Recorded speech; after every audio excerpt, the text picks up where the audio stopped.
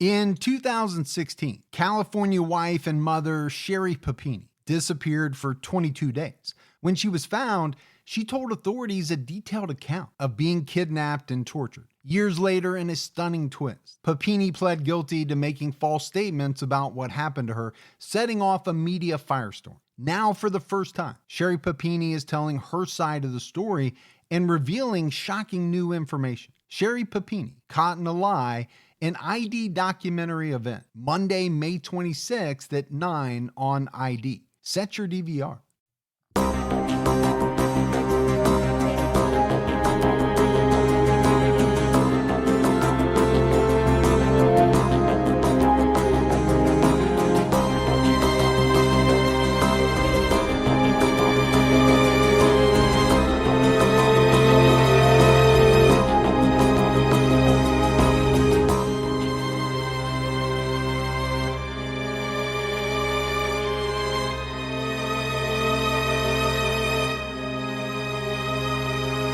Hello, everyone, and welcome to episode 259 of the True Crime All the Time podcast. I'm Mike Ferguson, and with me, as always, is my partner in true crime, Mike Gibson. Gibby, how are you? Hey, man, I'm doing good. How about you? Doing really well.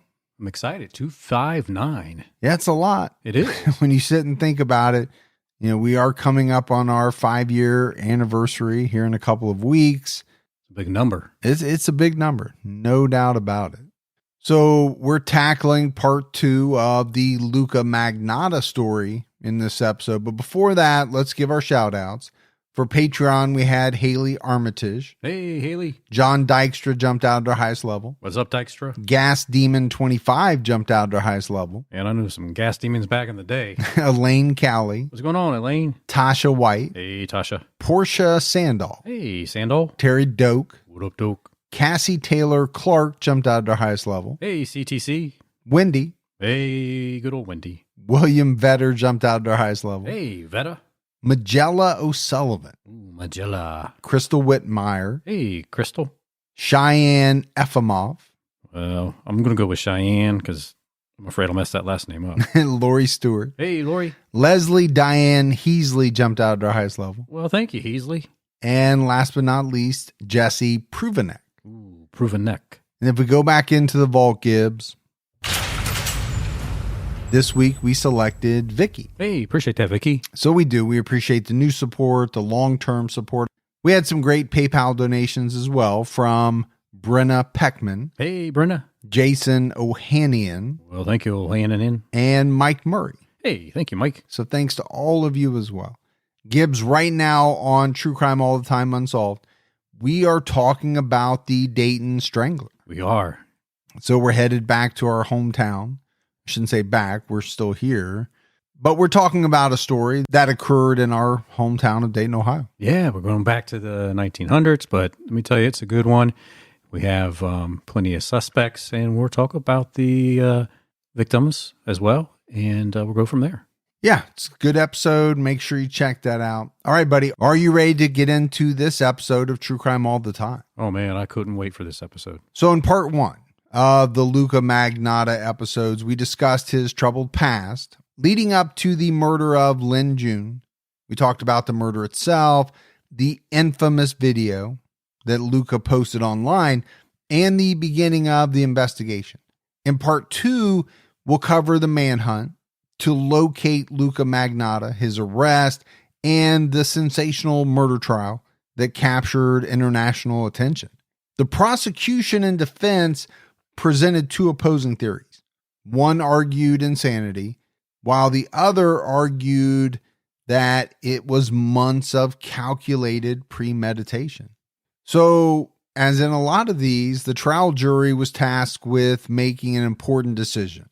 Was Luka Magnotta a highly organized, sadistic killer, or did he experience a severe psychotic episode when he killed Lynn June? On May 30th, 2012, the Montreal police issued a warrant for Luka's arrest. On May 31st, it was upgraded to a Canada-wide warrant. Luka was accused of several offenses: first-degree murder, committing an indignity to a dead body, publishing obscene material, mailing obscene, indecent, immoral, or scurrilous material, and criminally harassing Prime Minister Stephen Harper, as well as other Parliament members. Scurrilous. That's a term that you don't hear all that often. Or never. I don't know that I've ever said it ever, but it was definitely scurrilous. It was also immoral, indecent, obscene. Also on May 31st, Interpol issued a red notice for Luka Magnotta at the request of Canadian police. His name and photo were displayed on the Interpol website. The red notice requested that Luka be arrested pending extradition by any Interpol member state. Wow. Seems very severe, which it should be. Yeah, I mean, obviously, he's a very high-profile suspect, judging, from the fact that it very quickly went Canada-wide. Now you bring Interpol into the picture. The Montreal police commander said in a press conference, there is no country in the world that is not talking about him. There's a lot of heat on him. There's a lot of pressure on him. So we believe that it's going to be hard for him to hide. And I think that's a very true statement. We talked about it in episode 1. Right? The videos of the kittens, the video of the murder, all of that generated a lot of publicity. Sure did. Newspapers, television shows. I mean, that is the type of stuff that they can very easily sensationalize because it's already sensational. Yeah. You don't have to do that much more to it. No. Kind of takes care of itself. But it did receive a lot of exposure in many, many different countries. So one of the big questions that they were dealing with at that time was, where did Luka Magnotta go after posting the video and disposing of Lin Jun's body? As it turned out, on May 26th, 2012, Luka fled to Paris using a passport under the name Kirk Trammell. His cell signal was traced to a hotel in Bagnolet, but he was gone by the time police arrived. All that was left behind in the room was an air sickness bag and some pornographic magazines. Okay, traveling light, I get it. Very light, but strange as well. Yeah, strange light. Strange light. Yeah. The police knew Luka had some contacts in Paris from a 2010 vacation. The police contacted a man named Henry and another man that Luka vacationed with. Neither of them knew where Luka was or said they had any recent contact with him. Luka boarded a Eurolines bus at the Bagnolet coach station and he traveled to Berlin, Germany. He stayed there for the next few days.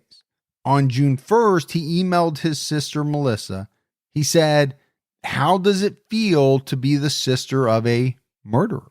What a weird thing to send to your sister. How do you think it's going to feel? Yeah. That, people all over the world are viewing you as this absolute monster. Melissa Newman told the police that she and Luka exchanged texts on May 24th and that they talked on the phone on the 25th, but she couldn't remember exactly what they spoke about. I find that a little strange that you can't recall. It's a little strange in the context of what is going on. Now, Gibby, if I asked you, hey, did you talk to your brother a couple of weeks ago? And you said, yeah. I said, what did you talk about? If you couldn't remember, I wouldn't find that extremely strange. Right. Because there was really nothing big going on in your life where it would stand out. Yeah. This is different. Oh, huge. Your brother is being portrayed as this sadistic murderer. So when you're talking on the phone with him, you really kind of think that that conversation would stick with you. You would think that came up during that conversation. Hey, brother, what were you thinking? Why did you, how did you? Yeah, all the hows, whys, whens, and wheres. Exactly. Luka was arrested in Berlin at an internet cafe on June 4th, 2012. The officers who arrested him found him reading news articles about himself. Oh, so he enjoys hearing about him. As most killers do. Yeah. We've seen that, for years and years and years. But let's go back and kind of take a look at Luka. He was obsessed with being famous. We talked about it. We detailed it out. I think it surprises me less that he would do this than really anybody that we've ever talked about, because he's getting what he wanted. Now, maybe it's not the way he wanted it. Maybe he wanted it to be more of a good guy image or whatever, but he's famous. Maybe infamous is a better word for it. Right. I like that. Yeah. Can't imagine he's not going to be soaking up every online article, every paper he can get his hands on, watching every news story on television that's on about him. The cafe owner told the press that a colleague recognized Luka because he just read the paper. And from all accounts, Gibbs, the arrest was calm. It was quiet. Luka did deny his identity at first, but eventually told the officers, okay, you got me. And then later, Berlin police confirmed his identity with fingerprints. Fingerprints don't lie, do they? Not for most people. They might for you, someone who's taken great pains to burn their fingerprints off. Severe pains. Luka appeared in a Berlin courthouse on June 5th, and he did not oppose his extradition. And we mentioned it, Gibbs. This was a huge story, really all over the world. By the time he was arrested, it was massive, right? The story of what he had done, the video, those things were being talked about all over the world. Chinese citizens were extremely upset. They believed the murder was racially motivated. Others questioned the safety of Chinese immigrants and students in Canada because this was the second high-profile murder of a Chinese student in the last 2 years. Up to this point, the first victim was Quan Lu, a 23-year-old student murdered by Canadian citizen Brian Dixon. So they have a legit beef. At the very least, you can see where they're putting two and two together, right? Multiple murders by Canadian citizens against Chinese immigrants. Okay, what are we to think? Right. Now, did they have anything to do with each other? No. But the media is going to tie it together.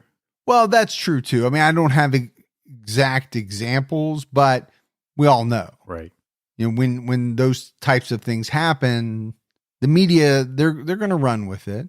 They're going to either purposefully or maybe unconsciously fan the flames. I think you could look at it either way. Yeah, makes for good press. It does make for good press. Now, is it always accurate? No.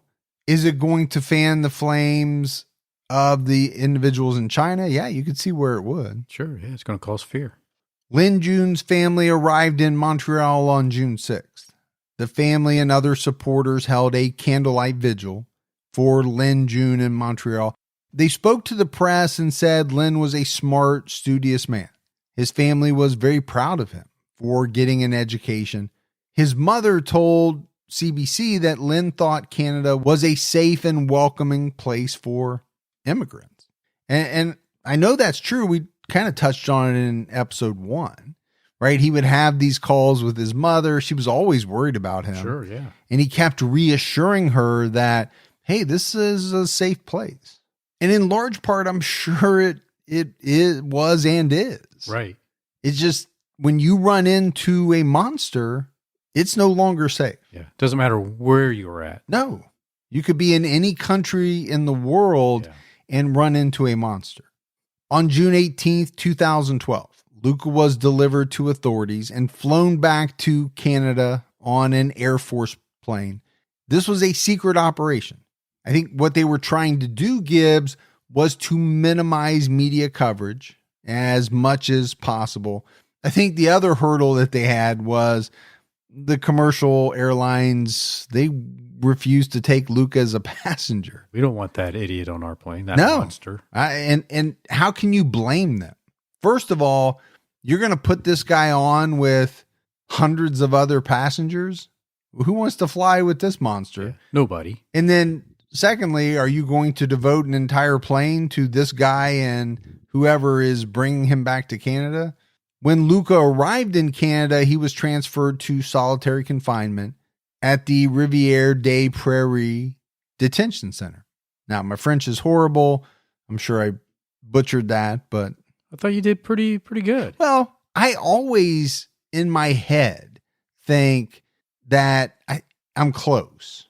And then I later find out that I am not close. In fact, I'm about as wrong as I can be. Yeah. That happens from time to time. And then, every now and then I'll get the, wow, you nailed that one. Yeah. Well, maybe you'll get it on this one. Maybe. We'll see. Luka appeared in court via video conference on June 19th, 2012 to plead not guilty to all charges. On June 21st, he appeared in court in person to request a jury trial. So, I do want to take a step back here, Gibbs, and just talk about the timeline. A warrant for his arrest was issued at the end of May. He was arrested very quickly within about 5 days. By June 18th, he's back in Canada. And before that month is out, he's appearing in court. So things did progress pretty quickly. The way they should. Well, in all honesty, you'd love it if every case could be wrapped up this quickly. We know it's not possible. It's never going to happen all the time. But with a monster like this, you want to get it wrapped up as quick as you can. Yeah, because you don't know what else this guy is going to do, right? He's a wild card, to say the least. And then, I think things died down a little bit in the months that followed as Luka awaited trial. Now, while the time between the murder and the videos and the arrest was very quick, as with most criminal cases, the time between arrest and trial can go on for quite a while, and this one did as well. It took a little bit over a year. Well, you got to be able to build your defense. You do, and I was actually watching a documentary the other day, and I can't remember which one it was. It was a good one on HBO Max, and that was one of the arguments against this person's first attorney, is that they went to trial way too quickly. There's no way in this case that they could have been prepared to go to trial in 4, 5, 6 weeks. And that's what they did. So that came up on appeal, right? And normally it takes 6 months to a year, maybe even longer, right, to pour through all the evidence, to gather and talk to witnesses, to, as you said, really prepare your defense, because that's what you have to do. At a preliminary hearing on March 11th, 2013, Luka's defense attorney, Luc Leclerc, requested that the media and public be banned from all hearings. His request was denied. In attendance at this hearing was Lin Durant, Lin Jun's father. He came from China to attend the pretrial hearings and actually attended most of the trial. I think any parent, if they could, would want to be there. Maybe not. I don't know. Yeah, you and I have gone back and forth about that. Yeah. I do think most would, because in my mind, I think a lot of parents would feel as though they need to be there for their son or daughter. Right. I need to represent. I need to show up. But at the same time, we've heard from some parents that they just can't sit there and listen to the details. They just can't do it. Yeah. I think I'd want to be able to look at his eyes and make sure he sees me. The part I wouldn't be sure about is, could I control myself? Or would I want to go over that tiny little barrier and wring his neck? Yeah, exactly. One of Luka's attorneys resigned at a hearing on March 13th due to a conflict of interest. Several expert witnesses testified, and the prosecution presented video evidence. And Gibbs, during these proceedings, both Luka and Lin Jun's father collapsed from the shock of seeing the video evidence. I think anybody in that courtroom probably could have passed out from seeing that. How horrific was that to see? Yeah, I'm with you. I'm actually surprised there was only 2 people. Now, it doesn't surprise me at all that Lin Jun's father would collapse. You're seeing your son on video, Right. being murdered, tortured. How does somebody deal with that? Now, why does Luka Magnotta collapse? That's a little bit tougher question to answer. Is it that he's seeing himself on this video for the first time? I can't imagine that he wouldn't have watched the video prior to this. Was he doing it for attention? Yeah. I mean, you could go down a couple of different avenues.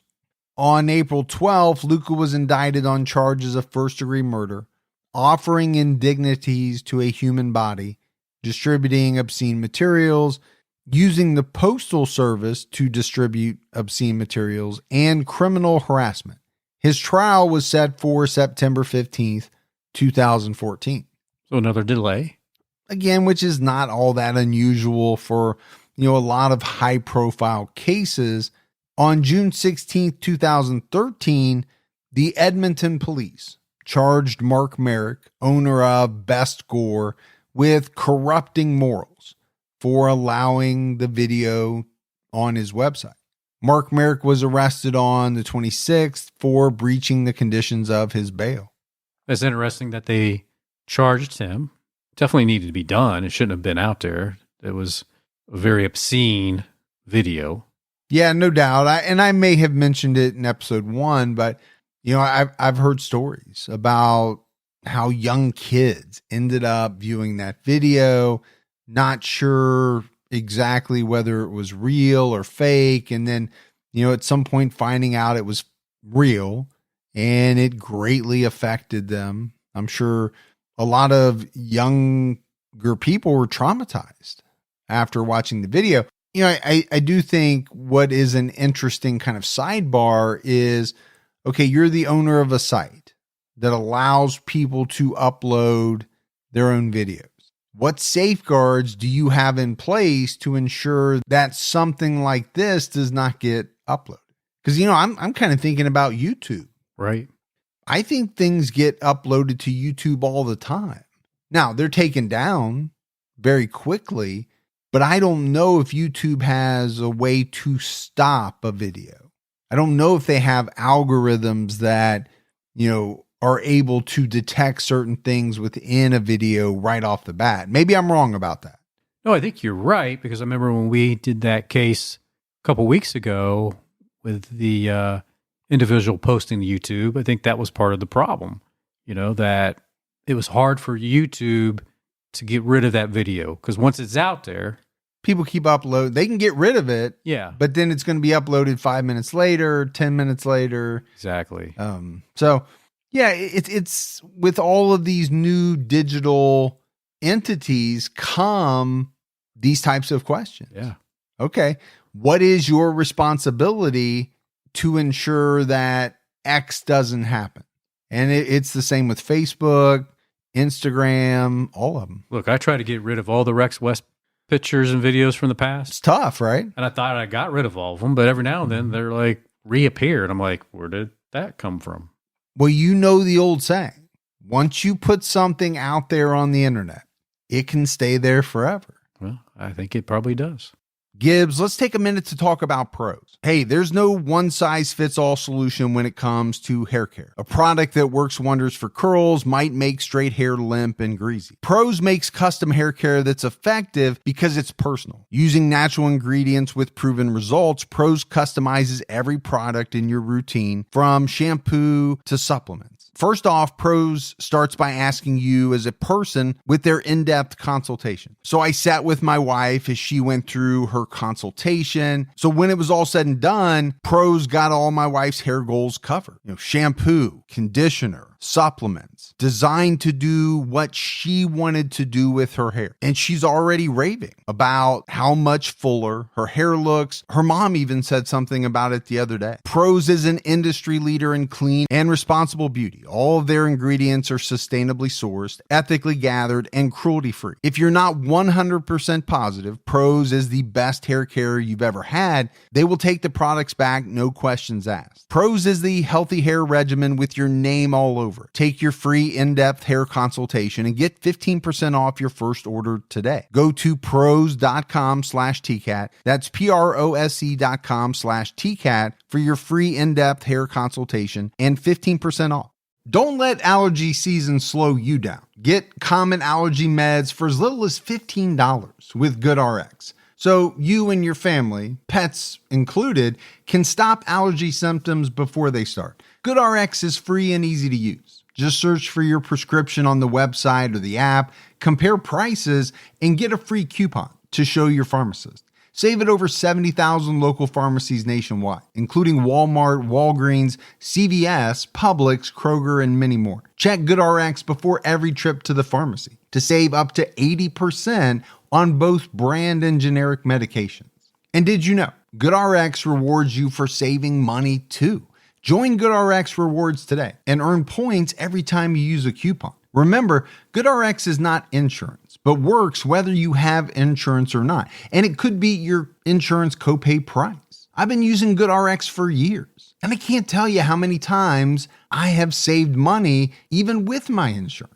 Stop allergies before they start and save big on allergy medications this season with GoodRx. Go to goodrx.com/TCAT. That's goodrx.com/TCATT. Luka's trial began on September 30th, 2014. The trial lasted 10 weeks. The jury heard shocking and graphic testimony from many different witnesses. Luka Magnotta admitted to the murder, but he pleaded not criminally responsible due to mental illness. Now, the Crown argued that the murder was planned, while the defense relied heavily on psychological reports and medical records to prove that Luka had schizophrenia and that he was experiencing a psychotic episode at the time of the murder. The Crown countered by using surveillance footage and witness testimony to try to prove that Luka planned the murder and his escape for a number of months. I always think about these moments in the courtroom, the chess play, how the defense is going to portray the defendant and how the prosecutor is going to have to come back and counter that, or vice versa. It's very interesting, intriguing. Yeah, and actually, I think the chess analogy is a perfect one, right? There are moves, there's counter moves, there are things that are done to try to block your opponent, like you would do in chess, and so I think it's a great analogy. And at the same time, you got to read the jury. How are they perceiving what they're hearing? Or how do you think they will? That's probably the bigger thing. Before right? you even introduce it or bring it up or something like that. The prosecution gave their opening statement first. They said Lin Jun met Luka Magnotta when he responded to one of Luka's ads on Craigslist. According to Luka, Lin was looking for kinky sex. Surveillance footage shows Lin Jun walking into Luka's apartment building on May 24th. In the hours that followed, the security footage shows Luka cleaning and running errands, occasionally while wearing Lin's clothes. Strange. Oh, very strange. Obviously, the footage would have captured Lin walking in. You could see what he's wearing. Now, all of a sudden, you see Luka wearing that outfit. The prosecution also presented the threatening email that Luka sent to the Sun, where he described the pleasure he got from killing and his plans to make a video of murder. Well, you're setting the stage, right? To say this was premeditated. No doubt, that's what they're trying to do. Also not a great look, right? If you're Luka Magnotta, to have this from your past surface, the fact that you did send this email, you did say that you were going to make a video now with humans and there would be murder and all that, kind of does scream a little bit of premeditation. Sure does. The defense opened by arguing that Luka was experiencing a psychotic episode with auditory hallucinations at the time of the murder. They presented a much different version of that night. They said that Luka put the ad on Craigslist seeking a sex partner who was interested in bondage. Lin Jun responded to the ad. The men met at a metro station and went back to Luka's apartment. Luka started to feel nervous during intercourse and asked Lynn June to stop. The defense said that he went to the window and he saw a black car, and he believed that the people inside the car were government spies. Luka and Lynn drank some wine. They shared some anti-anxiety pills at Lynn's request. And it was this combination of Luka's mental illness, the alcohol, and the pills that, according to the defense, triggered the psychotic episode. So I think, like you said, Gibbs, pretty easy to see here what each side is going for. Sure, yeah. Trying to set the stage. I think if I was in that courtroom as a juror at this point in time, listening to the opening statements, I'm probably leaning more towards the prosecution. Maybe a little bit easier to believe. Yes. So speaking of the jury was told that their task was to determine if Luka committed the 5 charges with the required state of mind. So under Canada law, a person cannot be held criminally responsible for an act committed while suffering from a mental disorder that, quote, renders the person incapable of appreciating the nature and quality of the act or omission, or of knowing it was wrong. That's quite a bit to say there. It is. I mean, we talked about it. Luka had already admitted to the acts. So, the prosecution really didn't have to prove that part of the case, right? They didn't have to prove that he committed the murder. That he had already admitted to that.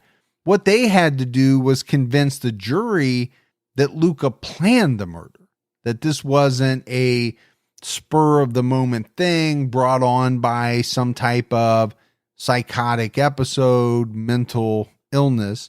The defense had to prove that Luka was not criminally responsible due to a psychotic episode. Now, there's a lot more to this trial, right? There always is. But if you look at it in those terms, it's pretty simple. Yeah. When you really boil it down, the prosecution is trying to do this, and the defense is trying to do this. The defense called on Donald Newman as their first witness. Newman testified about Luka's childhood, much of all of that stuff that we discussed in episode 1. He also testified about his schizophrenia diagnosis and how he thought that may have affected Luka. The CBC reported that the court then heard testimony from Officer Chantal Turmel, who searched Luka's apartment on May 29th, 2012. Luka's unit was cleaned out, pretty bare, except for a suspicious red stain. She found items in the garbage from the One Lunatic, One Ice Pick video, specifically a Casablanca poster and a wine bottle seen in the video. Forensic investigator Carolina Semino testified about some of the notes Luka sent with the packages. One of the notes was addressed to the Prime Minister and said, "Stephen Harper and Lauren Teskey, you will know who this is. They fucked me big time." Another note from a package to a school said, "Roses are red, violets are blue. The police will need dental records to identify you, bitch." Well, he's got a way with words now, doesn't he? He has a way with words. But so, Gibbs, they're still presenting a ton of evidence here, even though he's already admitted to the murder. And then on October 1st, the court heard testimony from Lin Feng, Lin Jun's ex-boyfriend. He revealed some secrets about Lin's personal life. He said he and Lin dated for about a year and a half, and they lived together. They met in Beijing in 2009 and began dating in 2010 when they lived in Shanghai. He described Lin Jun as a faithful man who didn't drink, smoke, or do drugs. He also said that Lin was not promiscuous and didn't like bondage. So I think that's important. It is important.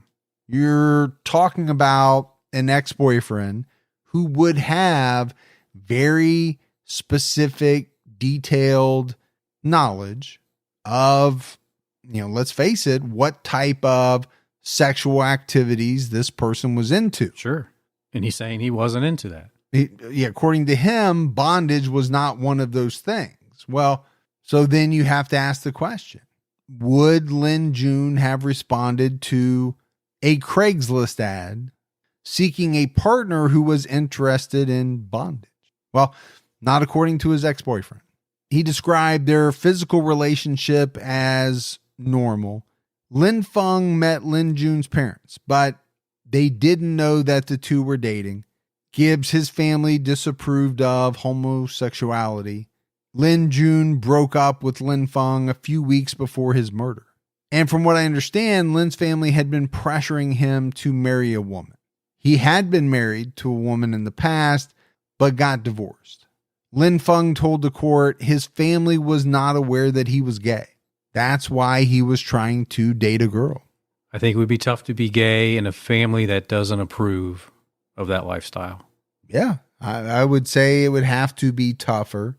That's certainly, I'm sure, why Lin Jun would have been trying to date women and who wants to disappoint their family? Not many people. No. Some people don't care, but I think most people, they strive not to disappoint their family. Now, it's very tough when you're gay and your family openly comes out and it, they wholeheartedly disapprove of that. Yeah. And you can't be yourself, right? You Right. want to be yourself. You want to be who you are. And that's where you see some people, getting married to someone who they're not attracted to. Sounds to me like that's what happened here. The CBC reported that Lin Feng and Lin Jun remained friends after the breakup, and they texted sometimes 40 to 50 times a day, even after Lin Feng moved back to China in May 2012. The defense asked Lin Feng about a man named Emil. Lin messaged with him on May 19th, 2012, and Lin Feng answered that, they had broken up at this time. So Lin Jun had all of his freedom. He was free to text with whoever he wanted to. Yeah, if you're not going out, if you're not a couple anymore, obviously you can do whatever you want. But Lin Feng became concerned when Lin Jun stopped answering his texts on May 24th, 2012. He was in Thailand on a vacation when he received a message that Lin Jun was missing. And Gibbs, he quickly booked a flight to Canada so that he could help out with the search. Well, obviously, we know he loved Lin. Yeah, he had deep, deep feelings for this person. They had broken up. I get it. But I think we all know those feelings don't just always go away. Most of the time they don't. I think it proves it that he jumps on a flight in the middle of a vacation because he's so worried about his ex-boyfriend. And he was on a layover when he found out that Lin Jun was dead. Devastating news. Absolutely. On October 7th, Dong Shu, one of Lin Jun's best friends, testified. He described Lin as timid and reserved. He said he spent most of his time with his then boyfriend, Lin Feng. Dong Shu told the court he received a call from Lin Feng on May 27th. Lin asked him to investigate because Lin Jun hadn't contacted him in over 60 hours. And like we said, they texted 40 to 50 times a day. Right. Yeah, that's very strange at that point. Yeah, so you're going on almost 3 days here, and that would be alarming for somebody that you text with many, many times a day. Exactly. Dong Shu went to Lin's apartment, and when he got inside, he found a hungry cat, an oily frying pan, and some eggs on the counter. His roommate didn't know where Lin was. He went to Lin's workplace and found out that he hadn't shown up in 2 days. Getting a little nervous at this point. Yeah, he testified that he was afraid something unpleasant had happened, and he went to the police. The police told him to talk to the university first. So Dong Shu went back to Lin's apartment, found his book bag and his personal documents. On May 29th, he went online after hearing about the one lunatic, one ice pick video, and Gibbs, he recognized Lin Jun in the video, but he couldn't identify the man at the beginning of the video. Now, we have talked in many, many episodes about spouses, loved ones, boyfriends, girlfriends, friends, finding someone murdered. That would be devastating, horrible, life-changing. This is a little different scenario. Gibbs, you are seeing a video of that person being murdered. Very tough. And how you stomach that? Well, my answer to that is it's hard for us to stomach it. And we don't know or didn't know Lin Jun. Then put yourself into the shoes of someone who knew him, who cared about him. And that level of difficulty goes up, by a factor of whatever, but it's very, very high. On October 23rd, 2014, the jury watched the entire video of Lin's murder. In the video, Luka ties Lin up to a bedpost and he straddles him. He stabs Lin with what looks to be an ice pick, but turned out to really be a modified screwdriver. He dismembered the body before feeding the flesh to a dog. And then Gibbs, he killed that dog. This guy is just...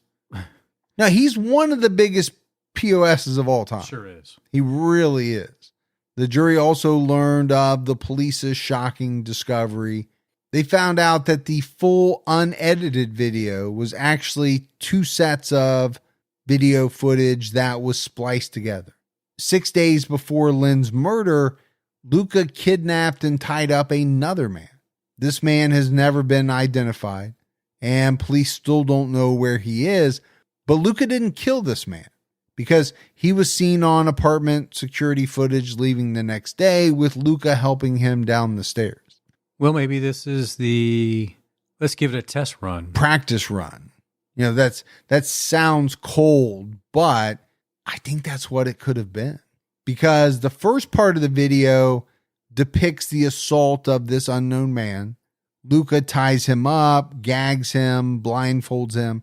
He stands beside the bed, he leans over, and he stares at the man's face. And then all of a sudden, he has a saw in his hand.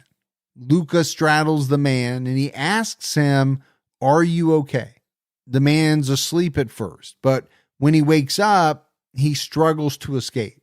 So, I think you're onto something there. Maybe he had plans to kill this guy, or maybe he just wanted to, I hate to say the word practice because it sounds so horrible, but what else would you call it? Yeah. The court also viewed photos from a memory card found in the trash. Luka took pictures of himself with the man while he was unconscious.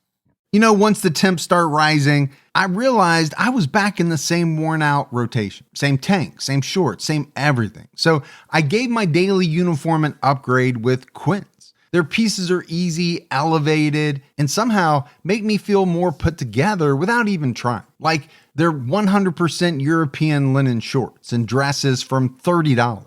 Luxe swimwear, Italian leather platform sandals, and so much more. The best part, everything with Quince is priced 50 to 80% less than what you'd find at similar brands. By working directly with top artisans and cutting out the middleman, Quince gives you luxury without the markup. And Quince only works with factories that use safe, ethical, and responsible manufacturing practices and premium fabrics and finishes. I'm getting ready to stock up on shorts for summer from Quince, and I know they're going to be amazing because everything I've ordered has been of the highest quality, and the prices are amazing. Treat your closet to a little summer glow up with Quince. Go to quince.com/TCAT for free shipping on your order and 365-day returns. That's QUINCE.com/TCATT to get free shipping and 365-day returns. Quince.com/TCAT. You know, my wife and I do a lot of shopping online, and we always use Rakuten. Rakuten is the smartest way to save money when you shop because you earn cash back at over 3,500 stores. We're talking fashion, beauty, electronics, home essentials, travel, dining, concert tickets, and more. Your favorite stores like Macy's, Nike, Sephora, Dyson, and Lowe's. And that's just to name a few. Pay Rakuten to send them shoppers. And Rakuten then passes on a part of that payment to its members as cashback. Cashback is deposited directly into your PayPal account, or Rakuten can send you a check. You can even maximize your savings by stacking cash back on top of other deals, like store sales and coupons. You're already shopping at your favorite stores. Why not save while you're doing it? It really is a no-brainer. Membership is free, and it's easy to sign up. Get the Rakuten app now and join the 17 million members who are already saving. Cashback rates change daily. See Rakuten.com for details. That's Rakuten. Your cash back really adds up. The defense called on expert witnesses in November. Luka's first psychologist was Dr. Joel Watts. Dr. Watts escorted Luka on the plane from Germany to Canada. Per German laws, he had a 20-minute meeting with Luka, and he believed that Luka was faking his mental illness when he talked about experiencing hallucinations without being asked about it. Like you read up on it or something? Like, I got to make sure I get this hallucination stuff out here. Yeah, but after another meeting, this guy changed his opinion. Eventually, Dr. Watts submitted a 124-page report to the defense. He determined that Luka was suffering from an acute psychotic episode linked to schizophrenia when he killed Lynn June and mailed the body parts. According to him, Luka was unable to know what he was doing was wrong, although he definitely understood the physical acts that he was performing. Dr. Watts was one of two psychologists who determined Luka was not criminally responsible due to psychosis. So this is huge, right? Because this is what the defense from the beginning had set out to do, to prove that Luka was not criminally responsible. Now you have not one, but two different doctors who are agreeing with that assessment. Yeah, an 124-page report. I'm just thinking you could probably summarize that up. And that's what I was going to say. Does it need to be 124 pages? Yeah. But, maybe. And here's the thing we have to talk about. If you are an expert witness for the defense, are you getting paid by the word? Are you getting paid by the page? Does it behoove you to make it 124 pages? Most likely, yes. I'm just throwing things out there. Luka apparently told Dr. Watts that he felt out of control the night he murdered Lynn June. He said a man named Emmanuel Manny Lopez called him repeatedly and asked the two men to perform sexual acts. Luka said that Manny told him that Lynn was a government agent and that voices in his head took over and told him to kill Lynn. I wonder if Luka told the doctor that he felt out of control because it helps his case to say he's not criminally responsible. Well, I think that's the big question, right? And it's one that a jury, and especially this jury, would have to wrestle with. How much of this is real? How much of this is fabricated? Because obviously it does help his defense. And if it is fabricated, he's really going to dive in some really deep details on what occurred that night. Yeah, Luka told Dr. Watts, it was like a blackout. I remember feeling wet, hearing voices saying, cut it. In my head, he was an agent. I was hearing static, being very afraid that he poisoned me, and that is why I was feeling sick. He was working for the government. He said Manny told him to put the body in the tub, to put items in the garbage, and to purchase the mailboxes. Dr. Watts wrote that Luka almost hyperventilated when he recalled details of the murder. He said it was difficult for him to talk about the crime because it scared him. Luka told Dr. Watts that he met Manny while doing some escort work and that Manny was an abusive client. I think one of the big issues, Gibbs, is that there's really no evidence that this Manny even exists. Sure. Built up in his head. Yeah, according to the CBC, Luka told Dr. Watts, "I'm not sure at times if he is real or not." I guess if I buy into what Luka's saying, I can see why he passed out in the courtroom that day when he saw the video. Maybe as if he was viewing it or seeing those events for the first time. Yeah. Because when it really happened, he was having an out-of-body experience or something like that. Exactly. I get it. But, as you mentioned, the big caveat there is if you believe what he's saying. Exactly. Or maybe I should say if the jury believes what he's saying. Luka mentioned Manny again when he met with psychologist Dr. Marie-Frédérique Allard. Several months later, Dr. Allard spent 23 total hours with Luka. She also had access to witness testimony and all of his medical records. She submitted her report to the court on November 10th, 2014. Luka told her that a weird energy came over him and forced him to kill Lin Jun. Again, he said that he believed Lin was a government spy. Voices entered his head like a radio and told him, "Do it. He's from the government." After cutting Lin Jun's throat, he heard voices telling him to give it back, which he interpreted to mean that he should send Lin's body parts to political entities. Now, Luka never really did explain why he sent packages to Vancouver schools, but said it may have been because he and Lin talked about Vancouver. Luka couldn't explain how he remembered names or addresses and said they simply popped into his head. He also said that he edited and posted the one lunatic, one ice pick video to scare the voices away. So there's a lot going on here in both of the discussions that Luka had with these two psychologists.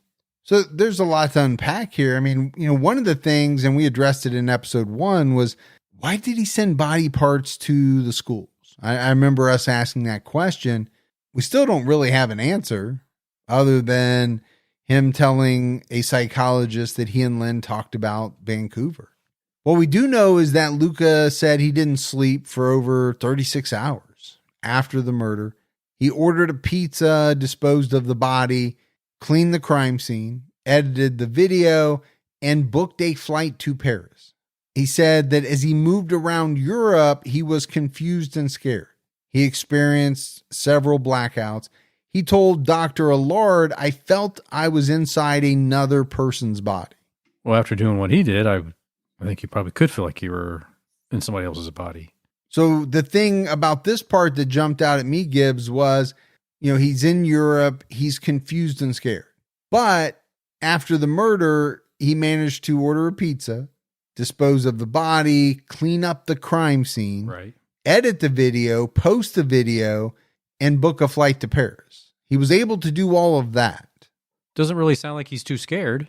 Well, you would think that someone experiencing some of the things that he is saying he experienced would have a lot of trouble getting all of that done, because there's some details there that you have to work through. Dr. Allard determined that Luka was aware of his actions, but didn't know they were wrong because he had no sense of reality. Luka was in a psychotic state and hadn't taken his medication for almost 2 years. She confirmed his 2001 schizophrenia diagnosis.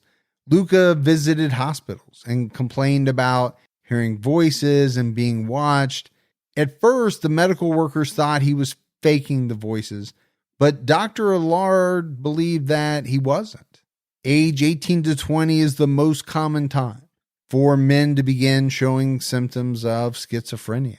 Luka saw the same psychologist for 6 years. In 2003, his psychologist reported he was full of paranoid delusion, but that he wasn't violent.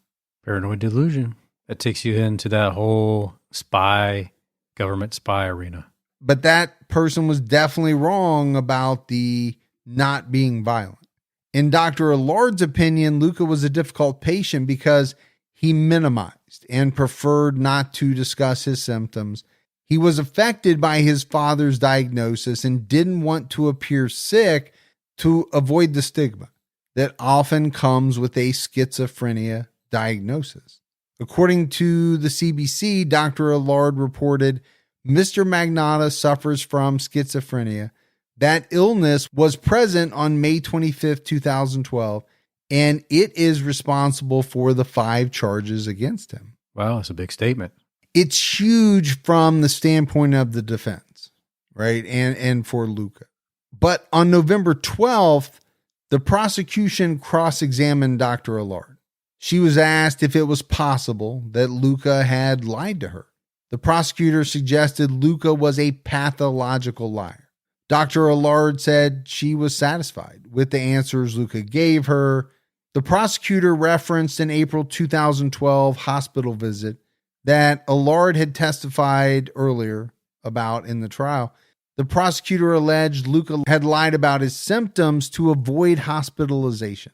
And the doctor said his mental illness and trauma could have caused many different types of memory lapses, which is why he could have told different stories to the psychologist. That sounds like they have an answer for everything. But the prosecution pointed out some things that they said Luka left out of his story. One was that he purchased paint after the murder and applied it to the suitcase before putting the torso inside. No one knows where Luka got the pills he and Lynn took on May 24th. Luka told the doctor that they were leftovers from a 2010 prescription. But as far as I know, this has never been confirmed. Luka purchased a new set of sheets and threw out pillows. The prosecutor suggested Luka threw the items away to hide evidence. But the doctor said he most likely did it to hide from the government agents he believed were after him.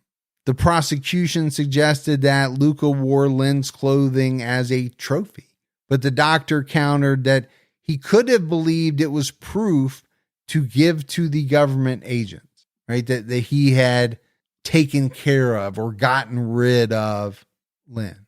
Part of her report reads that Luka believed government spies were waiting for him, which is why he fled in the middle of the night. So like you said, Gibbs, there's an answer for everything. There's also a back and forth, right? Point, counterpoint. The prosecution is saying he did it for this reason. Doctors are saying, well, he could have done it for this reason. It's a lot for the jury to soak in. Sure is. It's a good tennis match going back and forth. It is. Chess match, tennis match. I mean, there are some really good analogies there. But the prosecution had their own psychologist, a Dr. Chamberlain, who refuted Dr. Watt's report and basically everything that Dr. Allard had said in court. The trial continued for several more weeks. There were many days where the jury was not present while the prosecution and defense argued over various legal issues. And one of the things that's been said, Gibbs, is that Luka Magnotta acted differently when the jury was not present. When they were present, he hunched over in his seat. He kind of avoided looking at anyone. When they were not present, he sat up straight and he paid attention. Well, that's interesting. It is. Yeah. And I think people saw it and they obviously pointed it out. Okay, what does that mean? Does it mean that he's putting on a show for the jury? And I'm sure a lot of people took it that way. Well, he is fighting for his life. Well, it got to the point where the prosecutor pointed it out and asked to be allowed to bring an expert witness to the stand to be questioned about it, but the judge didn't allow it. One issue that came up in the trial was the promotional image for One Lunatic, One Ice Pick, which shows Luka Magnotta posing in a purple hoodie with an ice pick. To me, that kind of seems like premeditation and celebrating what you did. Well, I was going to say, if it's not premeditation, then it's, the kind of image was done after the fact, before the video was posted. Well, but that still means something, right? I believe so. You're proud of it. You are promoting yourself in this murder video. And I think you could ask the question, if you're afraid of the government or somebody that's after you, well, why would you pose in a purple hoodie and be holding an ice pick? No, you're right. I mean, why go to the extent of kind of like marketing the video? Yeah, if the sole intent of putting it out was to prove that you got rid of this government spy, well, is there really a need for promotion around it? Promotion of yourself. Now, to me, that goes back to what we talked about a lot of in episode 1. This guy wants to be famous. Okay. Would that be a reason for putting a picture of yourself? Absolutely. Yeah, I think it would be. But surprisingly, the jury was not allowed to see the image, right? The prosecution and the defense argued over it, and it was ruled that they wouldn't be allowed to see it. The CBC reported that things got tense at times between the judge and the attorneys. He was often complaining about them wasting time. He criticized Luka's defense team for focusing too much on Luka's teenage years. He said you were arguing about crumbs in the periphery of the case, probably to establish grounds for an appeal. But he also attacked the prosecution. He said, we're losing precious time with sideshows, side issues, things that would not have arisen if proper procedure had been followed. So it doesn't sound to me, Gibbs, like he's too happy with either side. Yeah, he's dishing it out on both sides. The judge declared the evidence closed on December 4th, 2014. The jury deliberated for 8 days. That's a long time. That's a long time. And I think it shows you, first of all, how much they had to wade through. Sure. And probably secondly, that they really wanted to make sure they looked at it from all sides, all angles, and that they made the best decision possible. I mean, this wasn't, 20, 30 minutes where everybody voted and they were like, yep, he's guilty. Right. They really took their time in deliberating what they had seen and heard. Well, that's the way you should do it, right? Go through every detail of the trial and weigh it out. On December 23rd, 2014, Luka Magnotta was found guilty of first-degree murder. He received an automatic life sentence with no possibility of parole for 25 years. He received another 19-year concurrent sentence for the additional charges. Luka closed his eyes and showed no emotion as the foreman read the verdict. And Gibbs will probably talk about it more at the end, but that's the type of sentence that we're just not quite used to seeing. The automatic life sentence, I get it. But the possibility of parole in 25 years, we probably would not see that over here in this type of very grisly murder. Right. Lin Jun's father read a powerful victim impact statement later that day. He said, I feel bad that I was not there to warn Lin that night. I will never see his smiling face on video chat or hear about his new accomplishments or hear his laugh. Lin Jun's birthday is on December 30th, and he will never be there for his birthday or ours. The murder has robbed us not only of Lin Jun, but our ability to think and talk about him without feeling pain and shame. I have spent more time in Canada and now know why my son wanted to live here. This knowledge hurts all the more to know what my son is missing by not being alive in your country. I have come to see your trial system to see justice done, and I am satisfied that you have not let my son down. Okay, that is very powerful. It is. Number one, he's saying this man took, our son away. We're never going to be able to see him again. But then goes on to say, how wonderful Canada is. He can see why his son wanted to be there. And then really kind of thanking the criminal justice system for not letting his son down. Yeah, and getting the justice that his son deserved. Luke LeClaire told the press that this case should serve as a warning for the importance of well-funded mental health programs. After the trial, Animal Beta Project found a fake account linking to a man named Manny, but Gibbs, they could never confirm if Emmanuel Lopez was a real person involved in the murder. The group discovered Manny was a fictional character from the 1992 movie Basic Instinct. And apparently Luka was heavily influenced by the movie. One of his aliases was K. Trammell, K. Trammell. I'm not sure exactly how you say it, but I do know that Sharon Stone's character, Catherine Trammell, was the inspiration for this fake profile. He was also inspired by a scene from the film when he murdered Lynn June. Pretty sure the producers of Basic Instincts are like, yeah, we don't want to be associated with this. Please don't lump us in with this. But, if you think about that movie, and to be honest with you, it's been a long time since I've seen it, I'm pretty sure that she kills with an ice pick. If I remember correctly, that's kind of her weapon of choice. Yeah. Or her murder tool. Ooh, murder tool.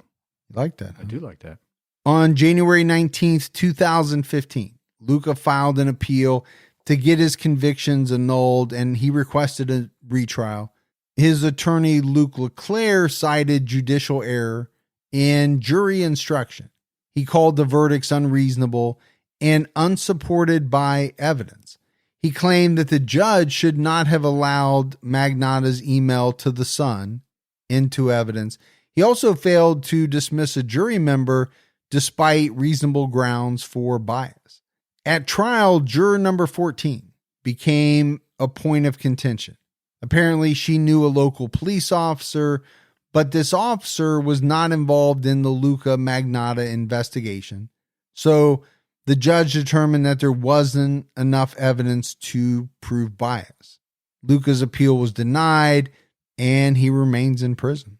Yeah, I think his email to the Sun should have been included. I'm glad they did include it. I think it was a very important piece of the trial. Yeah, I actually felt as though the defense was able to get a lot of things excluded that I thought should have been included, that I thought the jury should have heard. On June 26, 2017, Luka married a man he met on an online dating website. Apparently, Gibbs, he signed up for Canadian Inmates Connect. In June 2015, he met Anthony Jolin, a burglar serving a life sentence for stabbing a fellow inmate in the shower. On his profile, Luka wrote, Canadian psycho seeking a single white male, 28 to 38 years of age, white and in shape. One who is loyal, preferably educated, financially and emotionally stable for a long-term committed relationship. Shouldn't you get the same on the backside of that? On the backside of what? Shouldn't, if that's what you want. Oh, okay. I didn't know what path you were going down there. So you're saying if he's asking for this, shouldn't he also be able to provide it as well? Exactly. I thought it was interesting that you're looking for someone who is financially stable. How financially stable is anyone when they're in prison? Right. You're not making a ton of money, I don't believe. I get the long-term commitment. You ain't going anywhere. You're going to have that. That part is pretty much guaranteed. He said, if you think you could be my Prince Charming, send me a detailed letter with at least 2 photos. Eventually, they married at the Port Cartier Institution. But Correctional Services Canada does not allow conjugal visits or cohabitation among married inmates. So, well, they had the photos of each other. They got photos, but I don't think they're seeing a whole lot of each other, if at all. I just found it interesting that Canada has kind of their own inmate dating website. It's bizarre.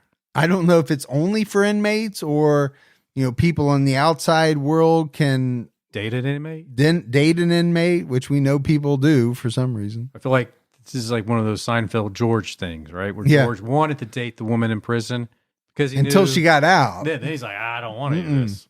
It became way too real at that point. Yeah. Luka is currently serving his sentence at the Archambault Institution in Quebec. Gibbs, he'll be eligible for parole in 2039. Question is, will he get it? Yeah, I don't know if he will.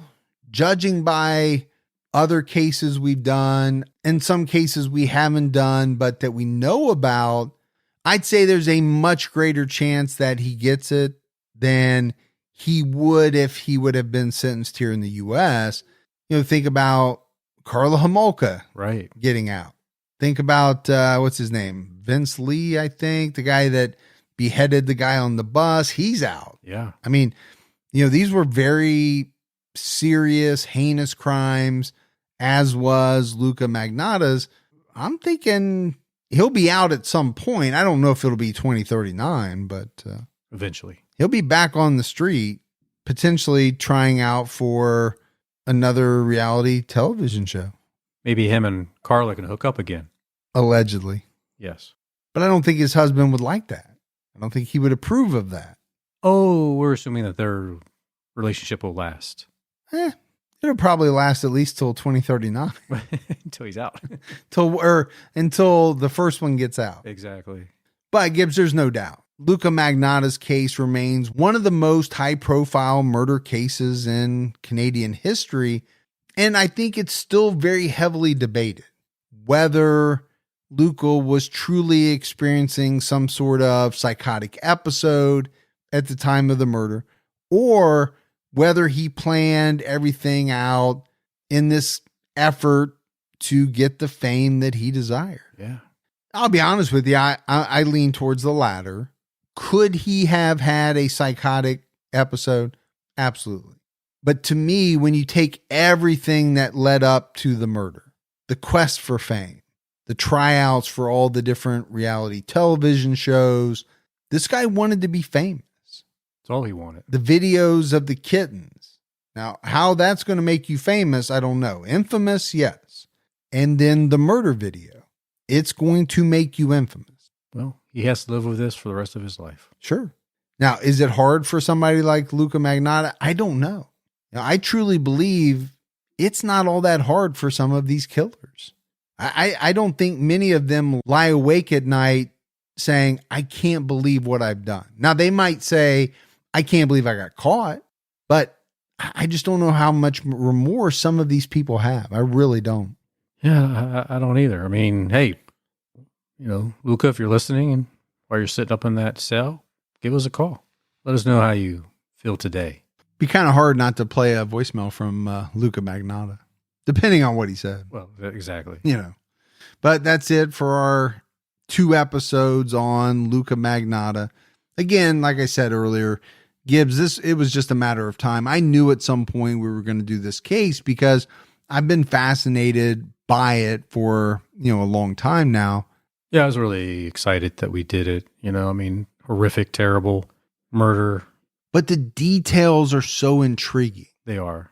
Of, what this guy was trying to accomplish and the way that he went about it.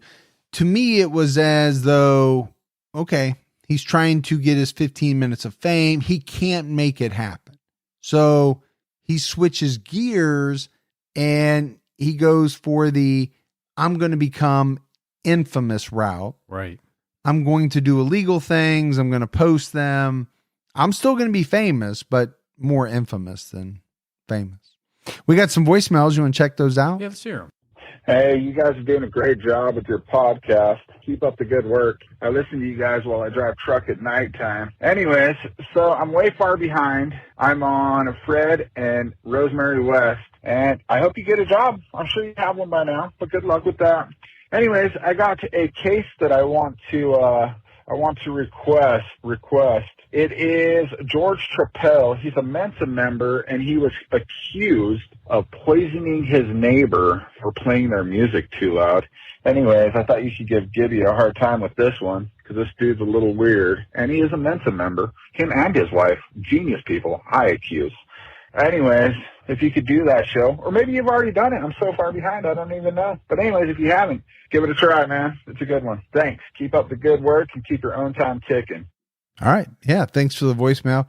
Don't believe we've done that one, Gibbs, but we're at 259 now. And to be honest with you, it is hard to keep track. It is. I mean, I have them written down, but just off the top of my head, it's hard to keep track. What do you call two geniuses? What do you call somebody that can't say a sentence? Yeah, well, not a genius. So what do you call two geniuses in a room? I don't know what. One too many. All right. Not really funny, was it? No, I don't get it. You have to be a genius. See, the problem is, the problem is you're so smart that I'm not operating on your same frequency. Right. So your jokes are they just go way over my head. I don't get them. If you didn't laugh at that, I can't be in Mensa. Exactly. Right? Because that would probably slay in a Mensa. It would. Meeting or what do you guys have? I don't know. Pigs in a blanket and a Chardonnay, little Chardonnay type luncheonette or something. I don't know. Oh.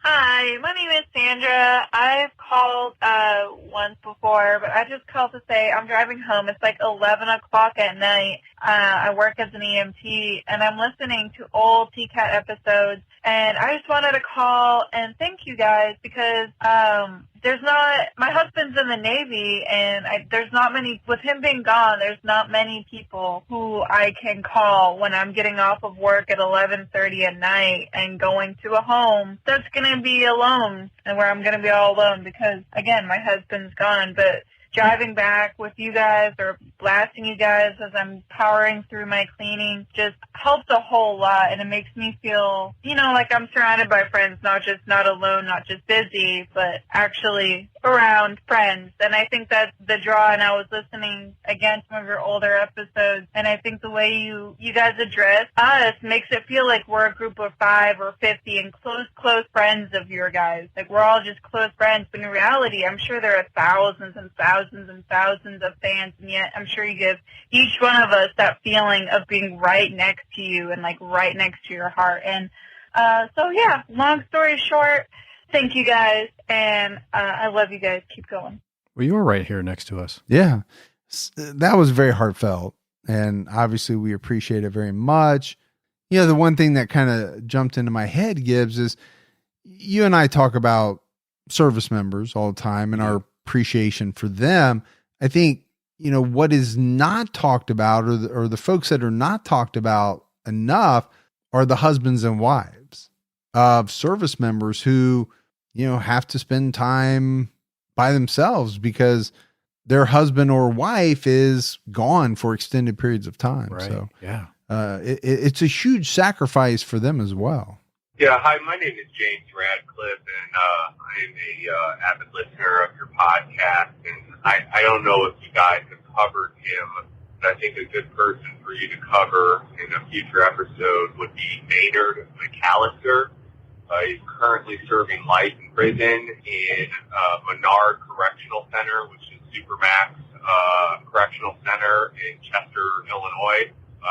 Maynard committed a spree killing back in the mid-'90s, and actually my father was the presiding judge over one of the murder trials against Maynard. Anyway, it's a very, very interesting case and set of facts. You should look into it. Thank you. Yeah, sounds like a very interesting case. Yeah, definitely one we haven't done, but one that I will make sure is on the list. So thanks for that voicemail. So, Gibbs, we had nothing new in the mailbag, but I have a correction from last week's mailbag. Okay. I said that a man sent in the wooden slotted chair. Right.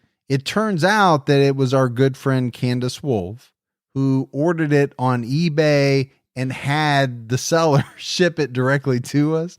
So I just took the name off of the return address and said, oh, that's who sent it to us. Yeah, see, I still thought you just got it out of your garage. No, because it was never there before, but good try. But we do appreciate Candace, and I definitely wanted to make that correction because she's a longtime listener and a really good friend of the show.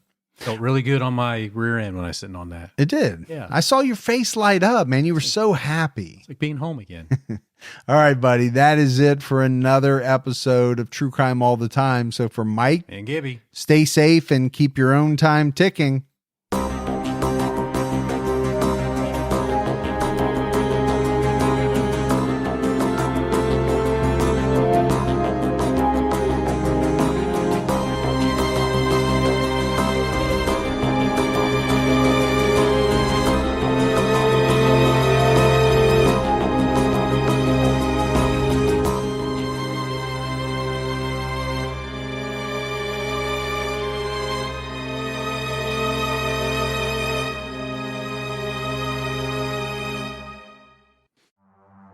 In the early hours of December 4th, 2024, CEO Brian Thompson stepped out onto the streets of Midtown Manhattan. This assailant pulls out a weapon and starts firing at him. We're talking about the CEO of the biggest private health insurance corporation in the world. And the suspect, he has been identified as Luigi Nicholas Mangione, became one of the most divisive figures in modern criminal history. It was targeted, premeditated, and meant to sow terror. I'm Jesse Weber, host of Luigi, produced by Law and Crime and Twist. This is more than a true crime investigation. We explore a uniquely American moment that could change the country forever. He's awoken the people to a true issue. Finally, maybe this would lead rich and powerful people to acknowledge the barbaric nature of our healthcare system. Listen to Law and Crime's Luigi exclusively on Wondery Plus. You can join Wondery Plus in the Wondery app, Spotify, or Apple Podcasts.